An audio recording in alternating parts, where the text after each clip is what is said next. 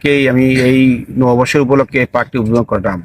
মূল কথা হয়েছে গাড়ি একটি পার্কের শুধু উদ্বোধন করার বড় জিনিস নয়, এখানে যারা আসবে বা এখানে যারা যারা কাজ কাম যারা করবে অনেকগুলো লোকের কর্মসংস্থানটাই বড় বড় পাওনা যেটা।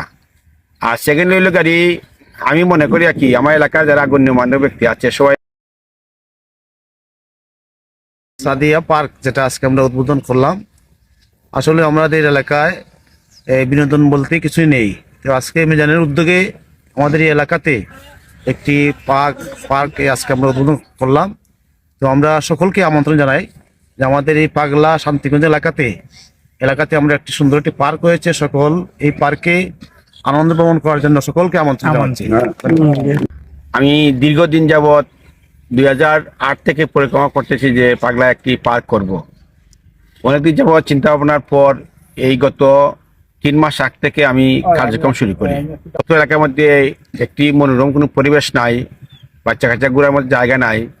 এই চিন্তা ভাবনা হাতে রেখেই আমি এই নববর্ষের উপলক্ষে পার্কটি উদ্বোধন করলাম।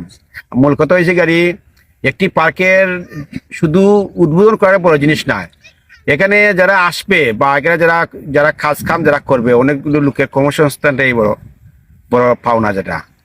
আর সেকেন্ড হইল গাড়ি আমি মনে করি আর কি আমার এলাকার যারা গণ্যমান্য ব্যক্তি আছে সবাই আমাদেরকে একটু ফলো করলে যে এখানে যাতে অনেক দিনের পরিবেশ আসছে যে নষ্ট করার জন্য অনেক লোক থাকতে পারে। আমি সবার কাছে আশা করবো যে সবাই দেখে শুনে রাখার জন্য। লাভ লোকসান এটা বড় জিনিস নয়, মেইন কথা হলো লক্ষ্য করাটাই সবচেয়ে বড় জিনিস আমি মনে করি আর কি।